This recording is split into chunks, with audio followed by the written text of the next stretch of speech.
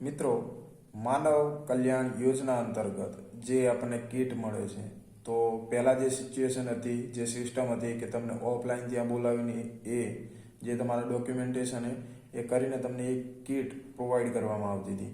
પરંતુ અત્યારે એ સિસ્ટમ બદલી અને ઓનલાઈન સિસ્ટમ કરી નાખી છે, જેમાં તમારે જે કુટીર નામની જે એપ્લિકેશન એ તમારે ઇન્સ્ટોલ કરવાની છે, જેમાં તમારા યુઝર આઈડી અને પાસવર્ડથી લોગિન કરવાનું છે, જેમાં QR કોડ જે જનરેટ થાય છે. QR કોડને જનરેટ કર્યા પછી તમારા જે બી નજદીકી જે વેન્ડર લાગતા હોય ત્યાં પાસેથી તમે તમારી કીટ લઈ શકશો.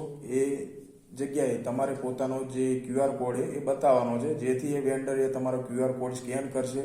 તમને જે વ્યક્તિના નામથી એ કીટ હોય એ વ્યક્તિ અને કીટ સાથેનો ફોટો પાડીને એને જે પ્રોસિજર કરવાની છે એ પ્રોસેસ એ કરશે અને તમને એ કીટ પ્રોવાઈડ કરશે. પણ મેઇન ઇસ્યુ અહીંયા લોકોને એવો આવે છે કે જે પોતાનો QR કોડ છે એ જનરેટ થતો નથી. તો એ QR કોડ તમે કઈ રીતે જનરેટ કરી શકશો, તો હું આ વિડીયોમાં એ જણાવું છું. તો જે તમારા QR કોડ છે એના માટે તમે જે એપ્લિકેશન માટેનો જે મેસેજ આવેલો છે, મેલ આવેલો કોઈ લોકોને છે, ઘણા લોકો યુટ્યુબમાં જોયું હશે કે એ લોકોને આ એપ્લિકેશન ઇન્સ્ટોલ કરવાની છે અને પોતાની યુઝર આઈડી અને પાસવર્ડથી લોગિન કરવાનું છે. પણ લોગિન એ ટાઈમે કર્યું છતાં પણ અત્યાર સુધી તમારો QR કોડ જનરેટ નથી થયો. તો એના માટે તમે શું કરી શકો? તો એના માટે જે ટ્રીક છે એ તમારે અહીંયા શાંતિથી સાંભળવાની છે અને એ ટ્રીકને તમારે ફોલો કરવાની છે, જેથી કરીને તમારો QR કોડ જનરેટ થઈ જાય અને તમને જે કીટ છે સિમ્પલી રીતે મળી શકે. તો સૌથી પહેલાં જે બી એપ્લિકેશન તમારા ફોનમાં ઇન્સ્ટોલ છે એ એપ્લિકેશનને અનઇન્સ્ટોલ કરી દેવાની, મતલબ કે એને ડિલીટ કરી દેવાની છે, તમારા ફોનમાંથી નીકાળી દેવાની છે. નીકાળ્યા પછી ઘણા ફોનમાં તેની રેઝિડ્યુ રહી જાય છે, જે એક રીતે કહી શકીએ કે આપણે જે પગદંડી છે અને જે આપણા પગની પાછળની જે છાપ પડી રહે એ રીતની એની રેઝિડ્યુ રહી જતી હોય છે. તો એના માટે શું કરી શકતો, જેવો કે રેડમીનો ફોન છે મારી પાસે, તો એમાં તમે ક્લીનર આવે છે, તો એ ફોનને તેમાંથી ક્લીન કરી નાખવાનો છે અને સિક્યુરિટી સ્કેન કરી નાખવાનું છે, જેથી તમારા ફોનમાં જે રેઝિડ્યુ હતી એ એપ્લિકેશનની નીકળી જશે.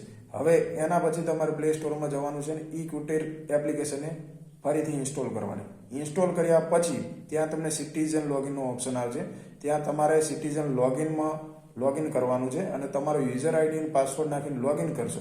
લોગિન કર્યા પછી જે એપ્લિકેશન છે એ થોડો લોડ લેશે, જે જ્યારે તમે પહેલાં ઓપન કર્યું હતું એવો ઇન્ટરફેસ આવશે અને થોડી પ્રોસેસ થયા પછી એ નીચે તમારો QR કોડ એ જનરેટ થઈ જશે અને વેન્ડરની તમારી લિસ્ટ છે એ પણ ત્યાંથી જોઈ શકશો, જેમાં તમારે જે લાગતો ઓળખતો યા ફિર નજદીકી જિલ્લો સિલેક્ટ કરી, તાલુકો સિલેક્ટ કરી અને નજીકનો જે બી તમારો વેન્ડર છે એ મળી શકશે અંદર એની ડિટેલ, અને એ વેન્ડરનો કોન્ટેક્ટ કરી અને તમારે જે ડિટેલ છે એ આપી અને એ વેન્ડર પાસે જઈ અને તમારો જે પોતાનો જે વસ્તુ લેવાની છે, જે કીટ લેવાની છે એ ત્યાં લઈ શકશો.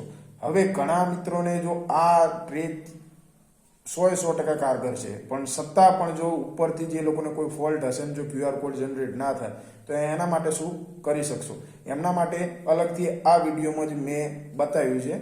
તો એ ચાલો હું એ લોકોને ફોનની ડિસ્પ્લે પર લઈ જઈ અને બતાવું કે કઈ રીતે એ લોકોને પોતાનો QR કોડ છે એ જનરેટ કરી શકશે. તો મિત્રો, સૌ પ્રથમ પોતાના ફોન પર ગૂગલ ક્રોમ બ્રાઉઝર ઓપન કરવાનું છે, તેમાં સર્ચ કરવાનું છે કુટીર. કુટીરની પહેલી જ વેબસાઇટ ઉપર ક્લિક કરવાનું છે, જેમાં તમારે થોડું નીચે અહીંયા આવવાનું બનશે. નીચે થોડા આવો અને થોડો અત્યારે સાઇટ લોડ કરે છે. તો અહીંયા જોઈએ કે ન્યૂઝ અને ઇન્ફોર્મેશનમાં છે. તો અત્યારે તમે આમાં જોઈ શકશો કે આપણે જે ડિટેલ જોવાની છે, જે ડિટેલ આપણે જોઈએ છે અહીંયા છે માનવ કલ્યાણ યોજના માટેની જિલ્લા ઉદ્યોગ કેન્દ્રનો અટેચમેન્ટ છે, એના ઉપર ક્લિક કરવાનું છે, જેથી એક PDF આપણામાં ડાઉનલોડ થઈ જશે. તો આપણે અહીંયા PDFની ઓપન કરી લઈએ.